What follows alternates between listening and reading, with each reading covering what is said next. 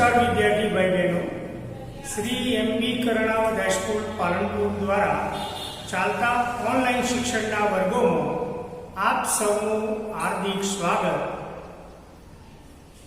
आपणे अगाउना लेक्चरनी अंदर 12मा नंबरना लेक्चरनो प्रथम प्रकरणना 5 टूंका दाखलाओनी गणतरी करी। आज આપણે પ્રથમ પ્રકરણના 13મા લેક્ચર દ્વારા બાકીના ટૂંકા દાખલાઓની ગણતરી પૂરી કરીએ છીએ। એટલે ઝડપથી વિદ્યાર્થી ભાઈ બહેનો પાઠ્યપુસ્તક, કેલ્ક્યુલેટર, પેન, નોટબુક તૈયાર રાખશો, ધ્યાન આપશો। આજે આપણું પ્રથમ પ્રકરણ પૂરું કરી દઈશું। તો તૈયાર થઈ જાઓ વિદ્યાર્થી મિત્રો। प्रश्न नंबर 3 ना 5 दाखलाओनी गणतरी आपणे करी। हवे प्रश्न नंबर 6 विभाग सी नी अंदर 3 गुणनो एक दाखलो पूछाशे। रकम जोई लीए। प्रश्न नंबर 6 शीला सुरभीन संकेतनी भागीदारी पेढीनो 1,35,000 रुपया नफो 3:2:3 ના પ્રમાણમાં વેચવાને બદલે ભૂલથી 2:1:3 ના પ્રમાણમાં વેચ્યો છે। આ ભૂલ સુધારવા મૂડી ખાતે કઈ અસર આપવી પડે? તો વિદ્યાર્થી મિત્રો, દાખલાની રકમની અંદર એક તો વેચણી પાત્ર નફો, પણ એ વેચણી પાત્ર નફો ખરેખર 3:2:3 ના પ્રમાણમાં વેચવાનો હતો। એના બદલે પેઢીએ ભૂલ કરી, ભૂલથી 2:1:3 ના પ્રમાણમાં વેચ્યું। એટલે આ બે પ્રમાણ ઉપરથી આપણે સાચું પ્રમાણ કર્યું અને ખોટું પ્રમાણ કર્યું, એ પહેલા નિશ્ચિત કરી શબ્દો ઉપરથી। તો 3:2:3 ના પ્રમાણમાં વેચવાને બદલે, એટલે કે સાચું પ્રમાણ 3:2:3 આ પ્રમાણમાં નફો નુકસાન વેચવાનું, એના બદલે ભૂલથી 2:1:3 ના પ્રમાણમાં વેચ્યું। ભૂલથી વેચ્યું એટલે ખોટું પ્રમાણ 2:1:3। અને આ ભૂલ સુધારવા મૂડી ખાતે કઈ અસર આપવી પડે, કઈ અસર આપવી પડે એટલે આપણે જરૂરી ગણતરી કરી અને અસર એટલે નોંધ લખશું અને મૂડી ખાતે આપણે અસર આપશું। તો જરૂરી ગણતરી માટે આપણે એક નાનું કોષ્ટક તૈયાર કરી દઈએ। તો મારી સાથે કોષ્ટક તૈયાર કરશો।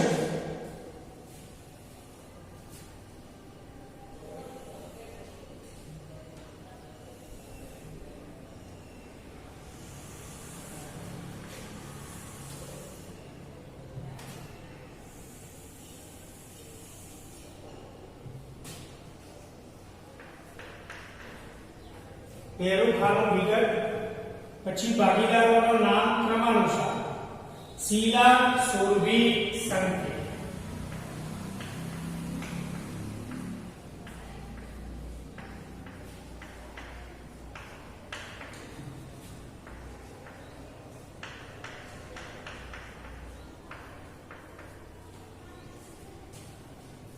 હવે આપણે સાચું પ્રમાણ અને ખોટું પ્રમાણ। તો ખરેખર સાચું પ્રમાણ 3:2:3, એટલે આ પ્રમાણનો પેઢીએ નફો વેચવાનો હતો। તો સાચા પ્રમાણની રકમ આગળ આપણે પ્લસની નિશાની કરીશું અને ખોટા પ્રમાણની રકમ આગળ માઈનસની નિશાની કરીશું। તો પહેલા આપણે લખીએ સાચું પ્રમાણ।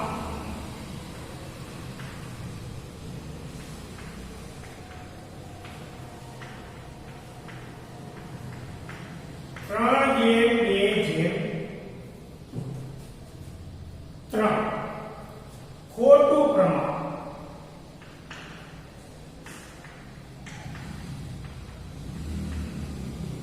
એનો ઉલ્લેખ કરીએ 2:1:3।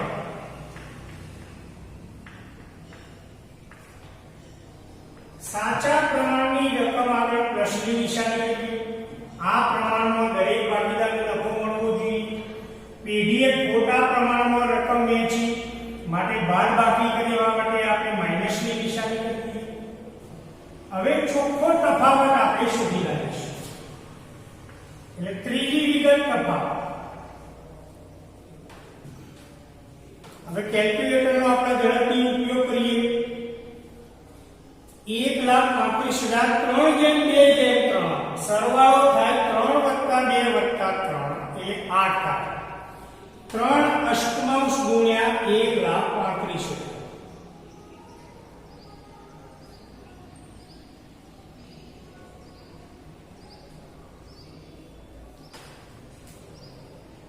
₹50,625 ચેક કરતા રહેશો મિત્રો, ભૂલજો.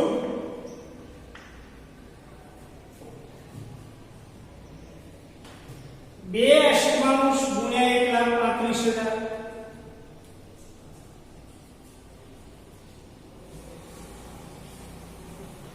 33,750. ફરીથી 3 અષ્ટમાંશ એટલે રકમ એનાય 50,625.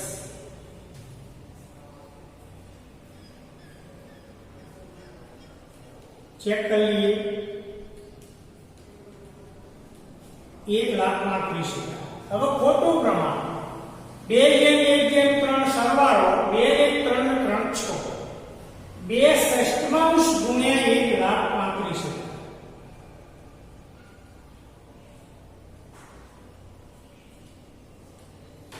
45,000.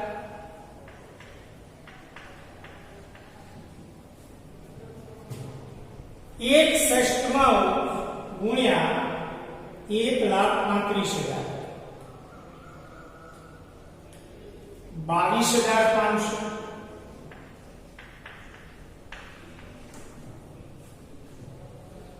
ત્રણ ષષ્ઠમાંશ ગુણ્યા 1,35,000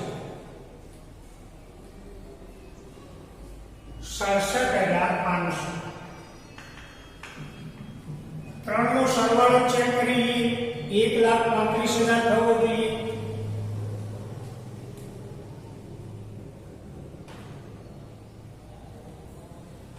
તો સાચા પ્રમાણની ફાળવણી 3/2/3 ના પ્રમાણમાં આ પ્રમાણમાં દરેક ભાગીદારને નફો મળવો જોઈએ. પેઢીએ ભૂલથી ખોટા પ્રમાણમાં ફાળવણી કરી તો આપણે પ્લસ માઇનસ કરીએ. +50,625 -45,000 અસમાન ચિહ્નોની બાદબાકી મોટા આંકડા આગળની નિશાની. તો આપણે 50,625 માંથી 45,000 બાદ કરીએ. ચેક કરતા રહેશો. 5,625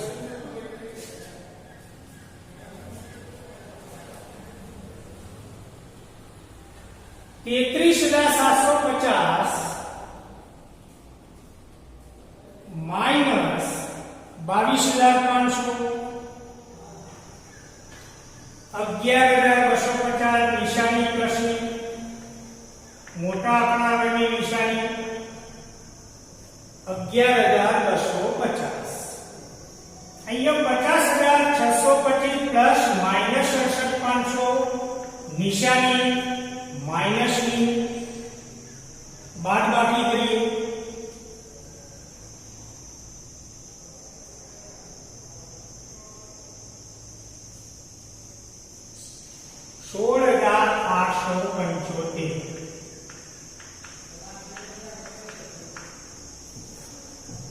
આ બેનો સરવાળો આપણે કરીએ. 5,625 વત્તા 11,250 બરાબર સરવાળો -16,875. તો આ ચોખ્ખું તફાવતની રકમ મળી. હવે જવાબ માંગ્યો ભાગીદારોના મૂડી ખાતે કઈ અસર આપવી પડે.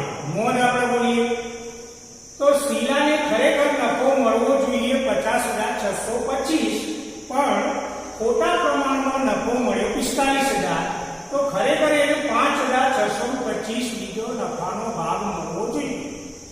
એ જ પ્રમાણે શીલાને મળવાપાત્ર નફો 33,750, ખોટી ફાળવણીના પરિણામે મળેલ નફો 22,500, ઓછો નફો મળ્યો માટે એને 11,250 રૂપિયા નફો મળવો જોઈએ.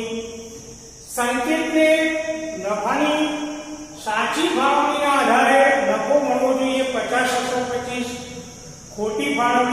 વધારે નફો મળ્યો 67,500, વધારે નફો મળ્યો માટે નિશાની માઈનસ આવી, માટે એની મૂડીમાંથી 16,875 ઘટાડવા પડશે. શીલા અને સુરભીને નફો ઓછો મળ્યો માટે એની બંનેની મૂડીમાં રકમ ઉમેરવી પડે. સંકેતને નફો વધારે મળ્યો માટે એની મૂડીમાંથી આ રકમ બાદ કરવી પડે. તો હવે એની હિસાબી નોંધ કે મૂડીમાં રકમ ઉમેરવી હોય તો ફરીથી ભાગીદારોનો મૂડી ખાતો જમા કરવો પડે. મૂડીમાં ઘટાડો કરવો હોય તો ભાગીદારનું મૂડી ખાતું ઉધાર કરવું પડે. તો આપણે એની હિસાબી નોંધ જોઈએ તો સંકેતની મૂડીમાં ઘટાડો થાય માટે સંકેતના મૂડી કે ચાલુ ખાતે ઉધાર 16,875 તે શીલાના મૂડી કે ચાલુ ખાતે જમા 5,625 તે સુરભીના મૂડી ખાતે જમા 11,250. તો આપણે હવે એની હિસાબી નોંધ લખી દઈએ. માઈનસની નિશાની આવે એટલે ભાગીદારનું મૂડી કે ચાલુ ખાતું ઉધાર થાય, પ્લસની નિશાની આવે તો ભાગીદારનું મૂડી કે ચાલુ ખાતું જમા થાય. તો આપણે નોંધ લખીએ સંકેતના મૂડી કે ચાલુ ખાતે ઉધાર રૂપિયા 16,875 તે શીલાના મૂડી કે ચાલુ ખાતે જમા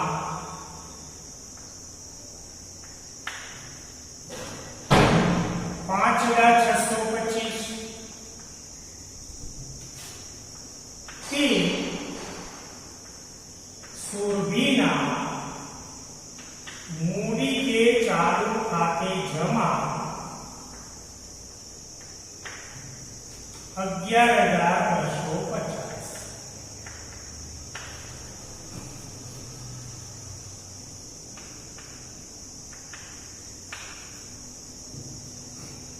સંકેતના મૂડી કે ચાલુ ખાતે ઉધાર 16,875 તે શીલાના મૂડી કે ચાલુ ખાતે જમા 5,625 તે સુરભીના મૂડી કે ચાલુ ખાતે જમા 11,250.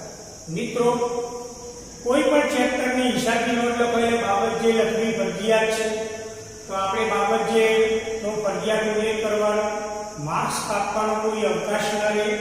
તો નફાની ખોટી ફાળવણીના આધારે સુધારેલ ભૂલ સુધારણા ન આવી આપણે બાબત જે લખશું તો આ પ્રમાણે સાચી ફાળવણી આગળ પ્લસની નિશાની, ખોટી ફાળવણી આગળ માઈનસની નિશાની, ચોખ્ખો તફાવત શોધી કાઢવાનો, માઈનસની નિશાની આવે ભાગીદારનું મૂડી કે ચાલુ ખાતું ઉધાર થાય, પ્લસની નિશાની આવે એ ભાગીદારનું મૂડી કે ચાલુ ખાતું જમા થાય.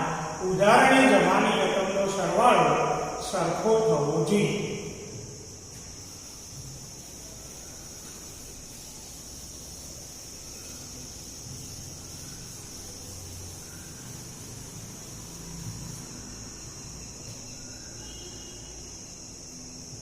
प्रश्न नंबर 7 राम रहीम ने ईशु एक पेढ़ी ना भागीदारो छे, 3 भागीदारो. तारीख 1/4/2016 टीमनी मूडी अनुक्रमे 60,000, 40,000 અને 50,000 શરૂઆતની મૂડી. વર્ષના અંતે નફાની વહેંચણી કર્યા પછી માલુમ પડ્યું કે મૂડી પર 6% લેખે વ્યાજ ગણવાનું રહ્યું. જવાબ માંગ્યો ભૂલ સુધારણા નહોતો. તો વળી પાછી આપણે ગણતરી માટે કોષ્ટક તૈયાર કરી દઈએ ઝડપથી.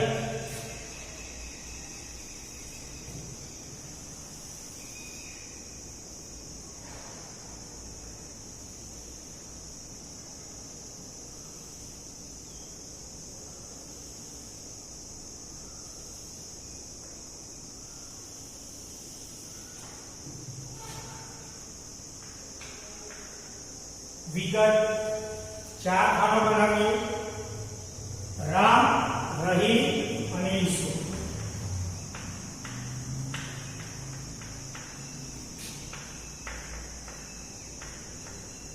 છેલ્લું સમજવા માટે કુલ રકમનું ખાનું બનાવી દઈએ. મિત્રો પેઢીએ ભૂલ કરતી હતી. વેચણી પાત્ર નફાની વેચણી કર્યા પછી માલુમ પડ્યું કે મૂડી ઉપર 6% વ્યાજ ગણવાનું રહ્યું. તો આપણે મોટા દાખલા ગણ્યા મિત્રો. મૂડીનું વ્યાજ શરૂઆતની મૂડી ઉપર ગણાય. ત્રણેય ભાગીદારોની શરૂઆતની મૂડી આપી દીધી. શરૂઆતની મૂડીનું આખા વર્ષનું વ્યાજ ગણાય. આપણે એ પણ શીખ્યા કે મૂડી પરનું વ્યાજ પેઢી ચૂકવે છે, માટે પેઢી માટે ખર્ચ કહેવાય. ભાગીદારને માટે આ રકમ આવક કહેવાય.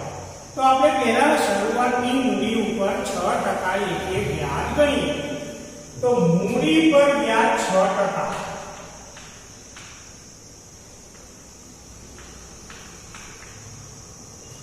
મિત્રો, મૂડી પરનું વ્યાજ પેઢી માટે ખર્ચ કહેવાય, જ્યારે ભાગીદાર માટે આવક છે. ભાગીદારની દ્રષ્ટિએ આપણે વિચારીએ, ભાગીદારો માટે આવક છે, માટે પ્લસની નિશાની કરીશું. હવે શરૂઆતની મૂડી પર વ્યાજ આપણે કઈ કરીએ? 1 વર્ષનું વ્યાજ 60,000 ના 6% એટલે 3600 રૂપિયા. રહીમની શરૂઆતની મૂડી 40,000 એના 6% 2400 રૂપિયા. ઈસ્યુની શરૂઆતની મૂડી 50,000 એના 6% એટલે 3000. સરવાળો કરીએ 4 ને 6 3 ચેક કરતા રહેશો. ત્રણેય ભાગીદારોની મૂડી પરનું ટોટલ વ્યાજ 9,000. 4 ને 6 3 ભાગીદાર માટે આવક છે, માટે પ્લસની નિશાની. હવે મહત્વનો મુદ્દો, પેઢીની દ્રષ્ટિએ વિચારીએ તો પેઢીએ 9,000 વ્યાજ ચૂકવવું પડે. પેઢી માટે ખર્ચ છે અને આ ખર્ચની નોંધ કર્યા વગર નફો વેચી દીધો, તો નફો વધારે વેચી દીધો. તો હવે પેઢી 9,000 રૂપિયા મૂડી પર વ્યાજ ચૂકવે તો વ્યાજ ચૂકવવાના પરિણામે પેઢીના નફામાં ઘટાડો થશે. પેઢીના નફામાં ઘટાડો થાય, કારણ કે મૂડીનું વ્યાજ પેઢી માટે ખર્ચ. નફો ઘટે છે, માટે માઈનસની નિશાની કરીશું. હવે કેટલો નફો ઘટે? તો જેટલું મૂડી પરનું કુલ વ્યાજ હોય એટલો નફો ઘટે. તો અહીંયા મૂડી પરનું કુલ વ્યાજ 9,000, તો પેઢીનો નફો પણ 9,000 ઘટે. જો મૂડીનું વ્યાજ 20,000 હોય તો નફો પણ 20,000 ઘટે, એટલે -9,000. હવે 9,000 ના આપણે ભાગ કરીએ. નફામાં ઘટાડો થાય તો નફો નફા નુકસાન વેચણીના પ્રમાણમાં વેચાય. આપણા દાખલાની રકમમાં નફા નુકસાન વેચણીનું પ્રમાણ આપ્યું નથી, માટે 1932 ના કાયદાની જોગવાઈ મુજબ ત્રણેય ભાગીદારો વચ્ચે સરખા હિસ્સે નફો નુકસાન વેચાય. સરખા હિસ્સે 1:1:1. તો 9,000 ના આપણે 3 સરખા ભાગ કરી દઈએ તો 3,000 રૂપિયા દરેક ભાગીદારનો નફો બનશે. -3,000 -3,000 -3,000. હવે ચોખ્ખો તફાવત આપણે શોધી કાઢીએ. +9,000 -9,000 ડેશ. ચોખ્ખો તફાવત +600. બીજા ભાગીદારનો ચોખ્ખો તફાવત -600. ત્રીજા ભાગીદારનો ચોખ્ખો તફાવત આવશે નહીં. હવે એની નિશાની નોંધ અગાઉના ટૂંકા દાખલા મુજબ પ્લસની નિશાની આવે ભાગીદારનું મૂડી ખાતું જમા થાય, માઈનસની નિશાની આવે ભાગીદારનું મૂડી ખાતું ઉધાર થાય. કારણ કે રામ, તો રામને વ્યાજ મળવું જોઈએ 3600.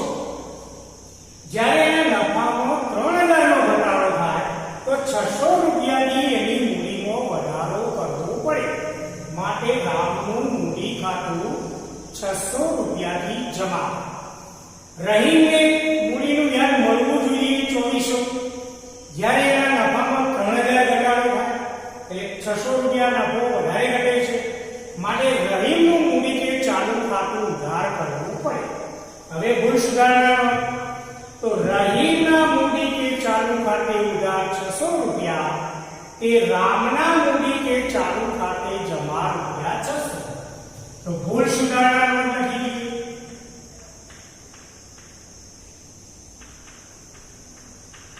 11મા ધોરણનો ભૂલ સુધારણાનો નંબર તો આવ્યો. रहीमना मूडी के चालू खाते उधार 600 रुपया के रामना मूडी के चालू खाते जमा 600 रुपया।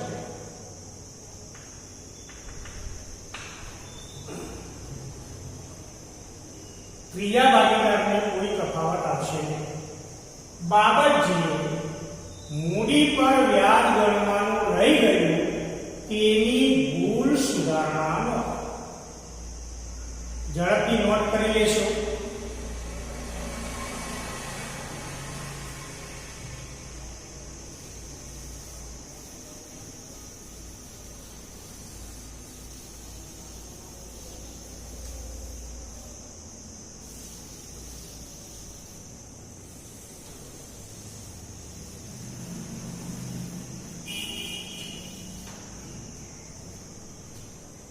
प्रश्न नंबर 5 आना करतो विरुद्धનો મુદ્દો આવ્યો। રકમ ફટાફટ જોઈએ। લતા ગીતા પ્રવીણા પેઢીના 3 ભાગીદારો નફાની વહેંચણી કર્યા પછી ઉપાડ ઉપર વ્યાજ અનુક્રમે 2700 1200 1500 ગણવાનું નહીં। ભૂલ સુધારણાના આપણે તો વળી પાછા 3 ભાગીદારો એટલે આપણે 3 ભાગીદારોનો 3 ખાનો छे कुलનું ખાનું ઝડપથી બનાવી દઈએ।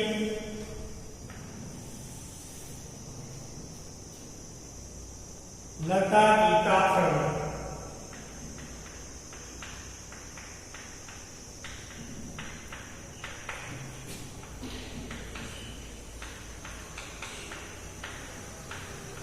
પૂર્ણ વિગત લતા પ્રવીણા અને કુલ મિત્રો મૂડી પર વ્યાજ ગણવાનું રહી ગયું એના કરતા બિલકુલ વિરુદ્ધનો મુદ્દો આવ્યો। તો ઉપાડ પરનું વ્યાજ દાખલામાં આપી દીધું। આપણે મોટા દાખલા યાદ કરીએ। ઉપાડ પરનું વ્યાજ પેઢી માટે આવક ગણાય પણ ભાગીદાર માટે ખર્ચ કહેવાય। મૂડી પર વ્યાજ કરતો વિરુદ્ધની બાબત મૂડી પરનું વ્યાજ પેઢી માટે ખર્ચ અને ભાગીદાર માટે આવક માટે આપણે ભાગીદાર માટે આવક છે માટે પ્રશ્નની નિશાની મૂકી દીધી। આના દાખલાની અંદર વિરુદ્ધની પરિસ્થિતિ ઉપાડ પર વ્યાજ ભાગીદાર માટે ખર્ચ છે પેઢી માટે આવક ઉપાડનું વ્યાજ પણ ભાગીદાર માટે ખર્ચ છે માટે માઈનસની નિશાની મૂકશું। ઉપાડ પર વ્યાજ ભાગીદાર માટે ખર્ચ છે માટે માઈનસ મૂડીનું વ્યાજ ભાગીદારો માટે આવક છે માટે પ્લસ 2700 1200 1500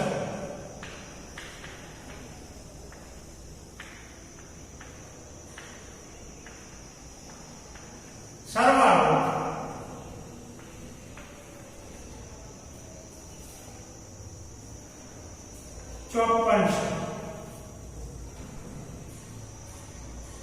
ઉપાડ પરનું વ્યાજ ભાગીદાર માટે ખર્ચ છે માટે માઈનસની નિશાની। હવે અગાઉના દાખલામાં આપણે જો લખ્યું મૂડી પરનું વ્યાજ પેઢી માટે ખર્ચ છે અને ખર્ચના પરિણામે નફામાં ઘટાડો થાય તો અહીંયા વિરુદ્ધની પરિસ્થિતિ ઉપાડ પરનું વ્યાજ ભાગીદાર માટે ખર્ચ પણ પેઢી માટે આવક કહેવાય અને ધંધામાં આવક થાય તો નફામાં વધારો થાય માટે શબ્દ આપણે લખશું નફામાં વધારો। ઉપાડ પરનું વ્યાજ પેઢી માટે આવક છે માટે પેઢીનો નફો વધે છે માટે પ્રશ્નની નિશાની નફા નુકસાનના પ્રમાણમાં નફો વધે। આ દાખલાની અંદર પણ નફા નુકસાનનું પ્રમાણ નથી આપ્યું મિત્રો આપ્યું હોય તો એ પ્રમાણ લખવાનું નથી આપ્યું માટે 1932 ના કાયદાની જોગવાઈ મુજબ સરખા હિસ્સે 1:1:1 હવે કેટલો નફો વધે તો જેટલું ઉપાડનું વ્યાજ હોય એટલો નફો વધે। તો માટે 5400 રૂપિયા નફામાં વધારો થાય. હવે 5400 થી ત્રણેય ભાગીદારને કેટલો નફો વધશે? તો નફા નુકસાન વહેંચણીના પ્રમાણમાં 1:1:1 1/3 ગુણ્યા 5400.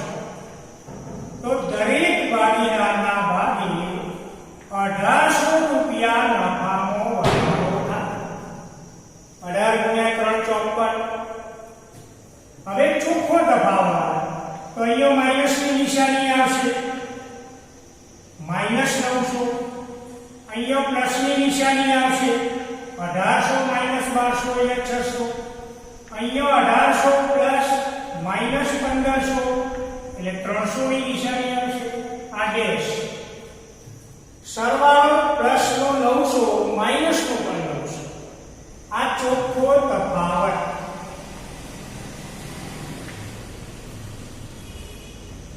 હવે હિસાબીનો મિત્રો લગભગ ખ્યાલ આવી ગયો છે.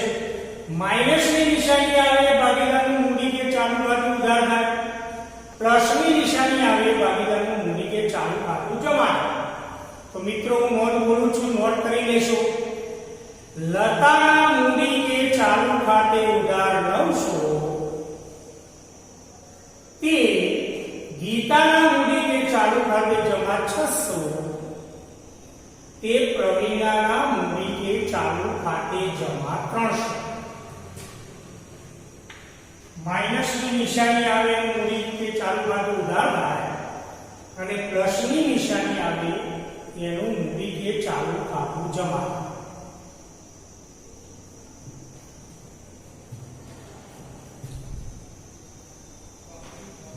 પ્રશ્ન નંબર 9.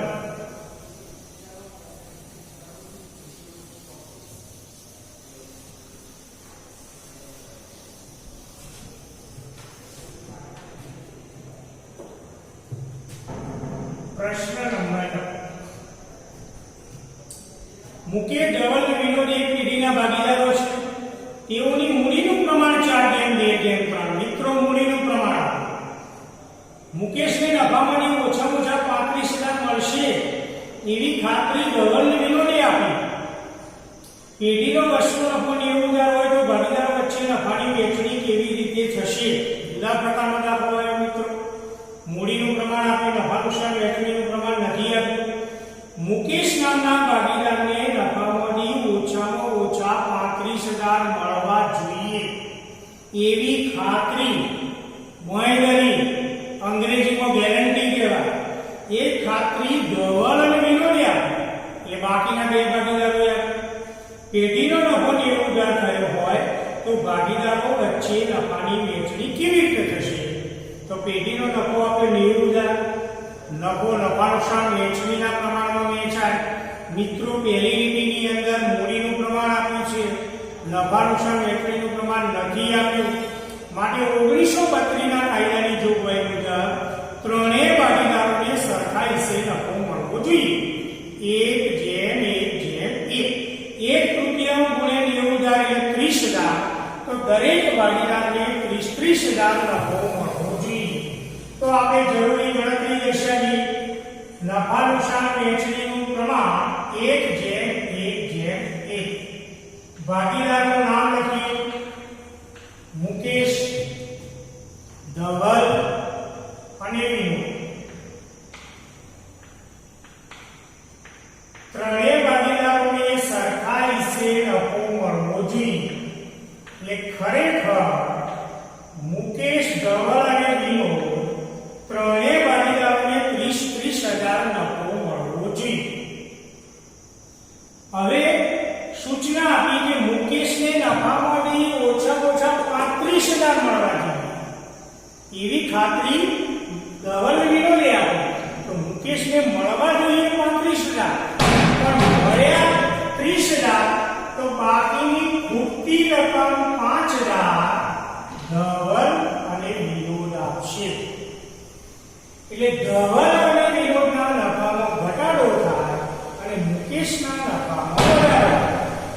હવે આ 5,000 માંથી ધવલ કેટલા આપે, વિનોદ કેટલા આપે એ પ્રશ્ન થાય.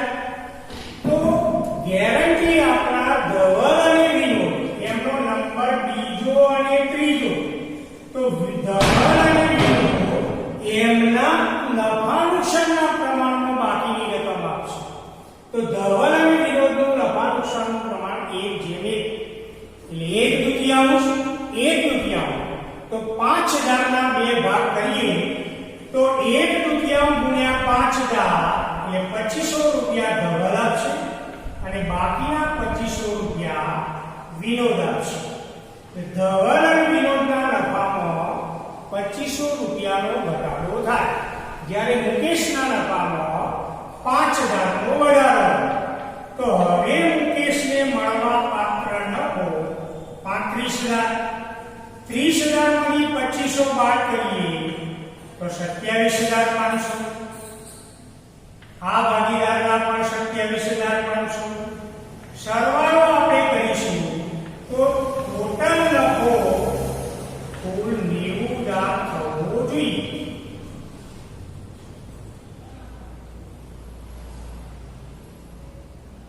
મહત્વનો મુદ્દો, જો ફક્ત વિદ્યાર્થી મિત્રો ધવલે જ ખાતરી આપી હોય તો પૂરતી રકમ ફક્ત ધવલ જ આપશે, માટે ધવલના નફામાં ઘટાડો. ફક્ત વિનોદે ખાતરી આપી હોય તો વિનોદના નફામાં ઘટાડો થાય. અહીંયા ધારો કે 3:2 પ્રમાણ આપ્યું હોય અને ધવલ વિનોદે ખાતરી આપી હોય તો પૂરતી રકમ 5000 2:1 ના પ્રમાણમાં આપશે. એટલે સૂચના મુજબ દાખલાની ગણતરી કરવી. પ્રશ્ન નંબર 10.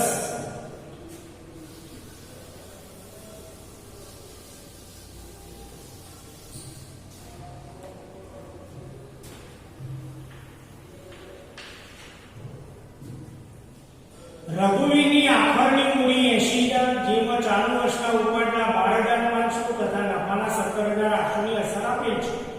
તો જવાબ મળ્યો શરૂઆતની મૂડી પર વાર્ષિક 6% એટલે વ્યાજ કેટલું થાય? મિત્રો, શરૂની મૂડી ઉપર વ્યાજ 6% ગણવાની સૂચના આપી, પણ શરૂઆતની મૂડી દાખલામાં આપી નથી. બરાબર સૂચના જોજો. આખરની મૂડી આપી તો આપણે આખરની મૂડી ઉપરથી શરૂઆતની મૂડી શોધવી પડે.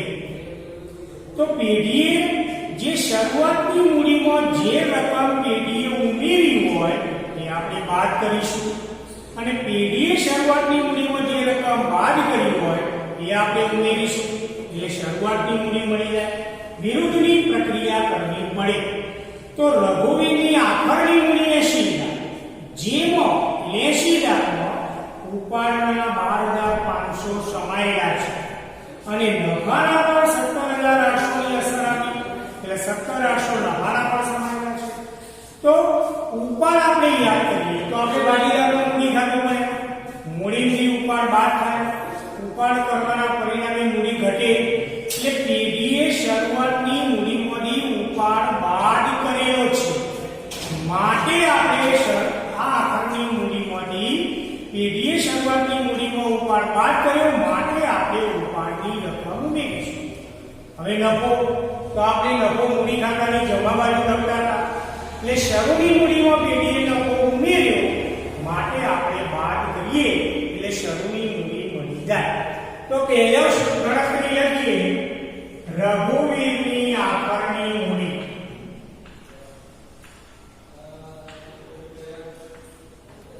રઘુવીરની આખરની મૂડી ₹80,000. ફરીથી મિત્રો, ઉપાડ પેઢીએ બાદ કર્યો, માટે આપણે ઉપાડની રકમ પ્લસ કરીશું. તો પ્લસ ઉપાડની રકમ 12500,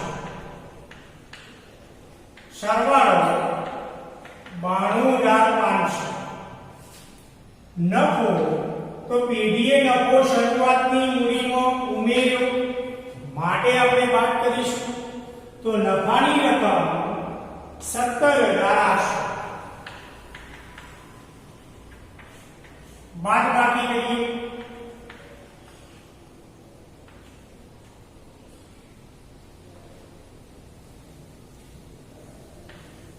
ચેક કરતા રહેશો. 92500 માઇનસ 17800, 74,700 આ 74,700 રૂપિયા એ રઘુવીરની શરૂઆતની મૂડી ગણાય. એટલે પેઢીએ ઉપર બાદ કર્યો માટે આપણે પ્લસ કર્યા, પેઢીએ નફો શરૂની મૂડીમાં પ્લસ કર્યો માટે આપણે માઈનસ કર્યા, એટલે શરૂઆતની મૂડી મળી ગઈ. હવે શરૂઆતની મૂડી પર આપણે વ્યાજ ગણી કાઢીએ. વ્યાજનું સૂત્ર I બરાબર PRN/100. શરૂની મૂડી 74,700, વ્યાજનો દર 6%, એક વર્ષનું વ્યાજ તો 747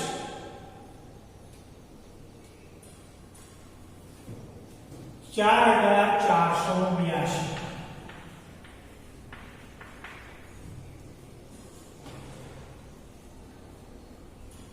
ચેક કરી લેશું.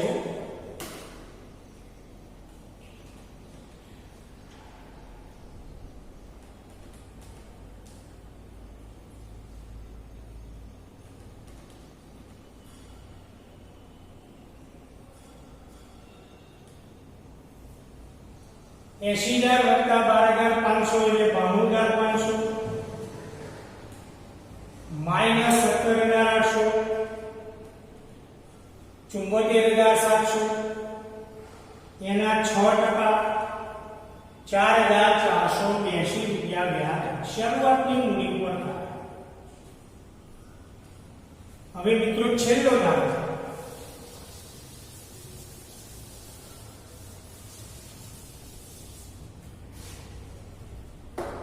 એબીસી સરખા હિસ્સાના ભાગીદારો નફા નુકસાન વહેંચણીનું પ્રમાણ 1:1:1. પ્રશ્ન નંબર 2 ન આપ્યું હોય તો તેમની કુલ મૂડી 4,50,000. ત્રણેય ભાગીદારની કુલ મૂડીનું પ્રમાણ 1:3:2. મૂડીના પ્રમાણ પરથી દરેકની અલગ મૂડી મળી જાય. પેઢી મૂડી ઉપર વાર્ષિક 9% ના દરે વ્યાજ ચૂકવે છે. ભાગીદાર સીને મૂડીના વ્યાજ સહિત 73,500 મળ્યા. તો જવાબ માંગ્યો ભાગીદાર A અને B ને મૂડીના વ્યાજ સહિત કેટલા રૂપિયા મળે. તો મિત્રો આપણે ઝડપથી છેલ્લા દાખલાનો કોષ્ટક બનાવી દઈએ. ત્રણેય પેઢીનું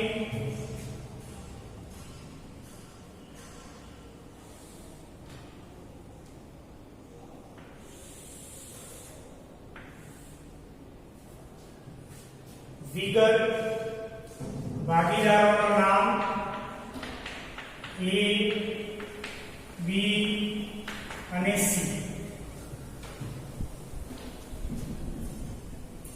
મૂડીના આપણે ભાગ કરી દઈએ. મૂડીનું પ્રમાણ 1:3:2. મિત્રો બરાબર ધ્યાન રાખશો. આ મૂડીનું પ્રમાણ આપ્યું છે. નફા નુકસાન વહેંચણીનું પ્રમાણ નથી આપ્યું. સરવાળો 6 થાય. 1/6, 3/6, 2/6. તો આપણે મૂડીના ભાગ કરીએ તો આપણે શરૂઆતની 1:3:2.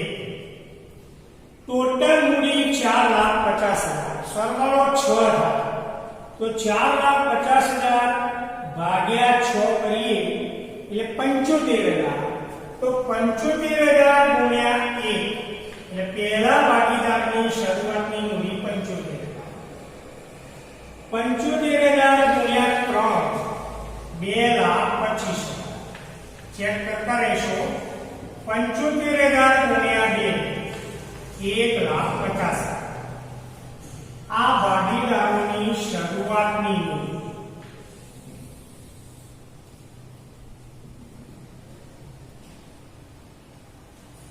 હવે મૂડી ઉપર વ્યાજનો દર 9%. તો આપણે 9% એટલે 1 વર્ષનું વ્યાજ ઝડપથી ગણીએ તો 75,000 ના 9% 6 6,750 2,25,000 9 20,050 1,50,000 9 13,500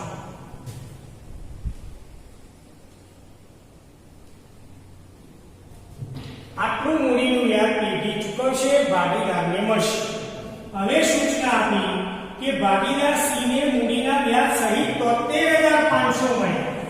એ પેઢી જવા દઈશું આપણે. તો ભાગીદાર સી ને મૂડીના વ્યાજ સહિત 73,500 મળે. તો આપણે ત્રીજી લીટીની અંદર ઉલ્લેખ કરીએ, વ્યાજ સહિતની મળેલ રકમ સી નામના ભાગીદારને વ્યાજ સહિત 73,500 મળે. હવે આપણે વિચારીએ કે આ 73,500 સી નામના ભાગીદારને જે મળ્યા એ શાના મળ્યા? તો પહેલું તો મૂડી પર. તો સી નામના ભાગીદારને 13,500 મૂડીના વ્યાજના મળ્યા. પેઢી માટે ખર્ચ, સી માટે આવો. તો 73,500 માંથી 13,500 બાદ કરીએ તો 60,000 રૂપિયા શાના મળ્યા હોય? તો સી ભાગીદાર છે, તો આપણે સમજી શકીએ કે સી ભાગીદાર છે તો 60,000 રૂપિયા સી ને વેચણી પાત્ર નફાના મળેલા હોય. એટલે બીજી લીટીની અંદર આપણે ઉલ્લેખ કરીએ નફાની રકમ. ફરીથી મિત્રો, સી નામના ભાગીદારને 73,500 કુલ મળ્યા, એમાં 13,500 મૂડી પર વ્યાજના મળ્યા, બાદ બાકી કર્યું તો બાકીના 60,000 રૂપિયા સી ને વેચણી પાત્ર નફાના મળ્યા. એટલે વ્યાજ સહિતની રકમ એટલે વ્યાજ વત્તા નફો, બંનેનો સરવાળો. હવે જવાબમાં જે એ બી ને કુલ કેટલી રકમ મળી? તો સી નામના ભાગીદારને 60,000 નફો મળ્યો. તો હવે એનો નફો બીનો નફો શોધી કાઢીએ. તો નફાની વહેંચણી નફા નુકસાનના પ્રમાણમાં થાય. તો નફા નુકસાનનું વહેંચણીનું પ્રમાણ 1:1:1. મિત્રો, આ મૂડીનું પ્રમાણ છે. નફા નુકસાન વહેંચણીનું પ્રમાણ સરખા હિસ્સાના ભાગીદાર એટલે 1:1:1. તો સી ને 60,000 નફો મળ્યો, તો એને પણ 60,000, બી ને પણ 60,000. હવે સરવાળો કરીએ તો 66,750 અને 80,250. તો એ નામના ભાગીદારને 66,750 અને બી નામના ભાગીદારને 80,250 વ્યાજ સહિતની રકમ મળી. એને 66,750 એમાં 6,750 વ્યાજના અને 60,000 નફાના 80,250 બીને મળ્યા. એમાં વ્યાજના 20,250 અને 60,000 નફાના. તો મિત્રો, આપણે આ ચેપ્ટરના તમામ મોટા દાખલા અને નાના દાખલાઓ તમામનું ગણન કાર્ય કર્યું. એટલે હવે તમને ચેપ્ટર નંબર 2 ભણવામાં સરળતા રહેશે. આજે આપણું 13 લેક્ચર દ્વારા પ્રથમ પ્રકરણ પૂર્ણ કરીએ છીએ. ઘેર બરાબર તૈયારી કરજો, સ્વાધ્યાયના ચોપડા લખશો, અમે સહી કરીશું શાળા ખુલશે ત્યારે. અને હવે પછીના લેક્ચરમાં આપણે નવા ચેપ્ટરની શરૂઆત કરીશું.